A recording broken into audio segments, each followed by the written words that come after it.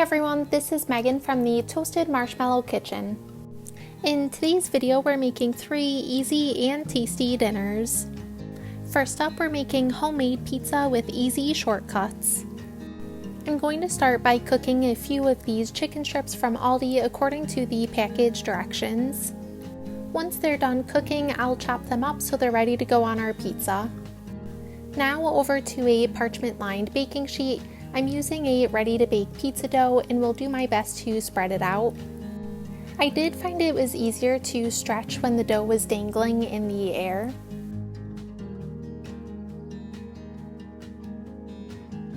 Now that it's in a nice thin layer, I'm going to spread pasta sauce on top. You can make this as saucy as you'd like, just depending on how much pasta sauce you use. Personally, I like using jarred pasta sauce over the pizza sauce you can find at Aldi, just due to the flavor difference. I'm going to sprinkle a good amount of shredded mozzarella cheese over top the sauce. Just like the sauce amount, you can easily adjust how cheesy you'd like this to be.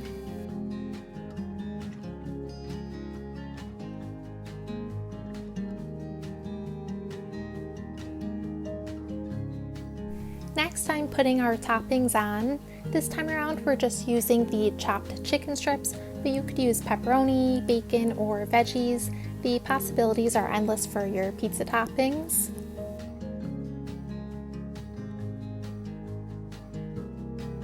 This will cook in the oven according to the pizza dough package directions.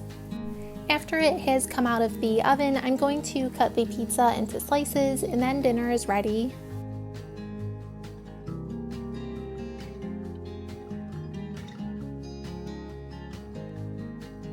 I'm not sure what it was with this pizza, but it was my all-time favorite one that I've ever made. It also made perfect leftovers for lunch the next day.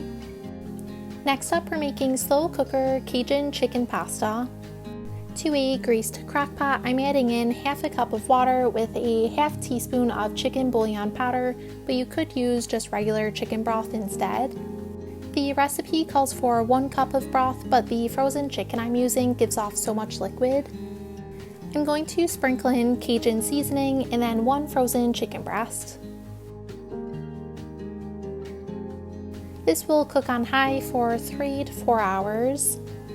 Once cooked through, I'm going to take 2 forks and quickly shred up the chicken.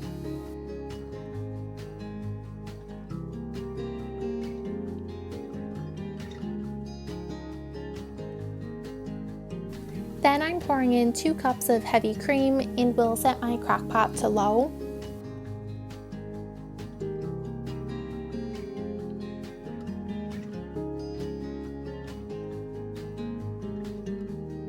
Over to the stove, I'm going to cook 1 pound of shell pasta according to the package directions.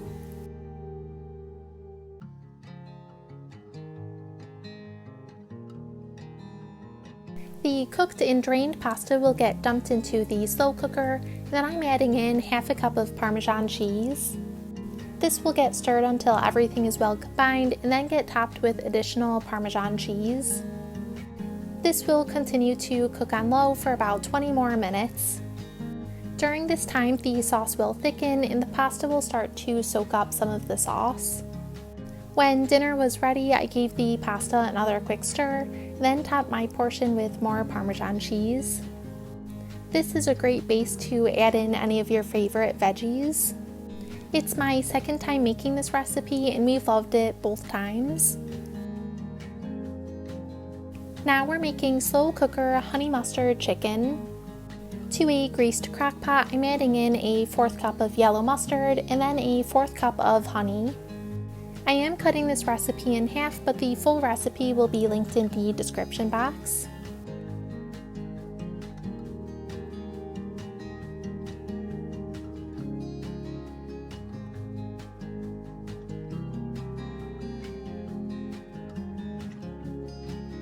Next, I'm sprinkling in our seasonings and adding in a dash of Worcestershire sauce.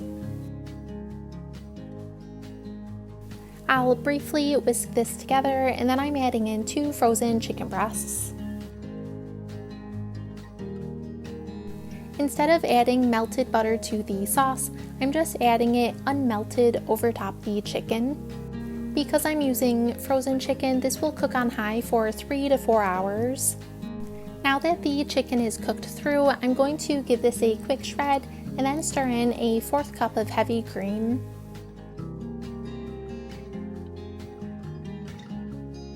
You can get pretty creative with how you want to serve this. I was thinking of making it into sandwiches or even serving it on a pita bread, but we ended up just having it with rice. I was really feeling crackers and cheese on this night, so I put a couple of those on my plate. I know it may not look that great, but it was honestly delicious and one of the best honey mustard chicken recipes we've had. Thanks for watching. All recipes will be linked in the description box.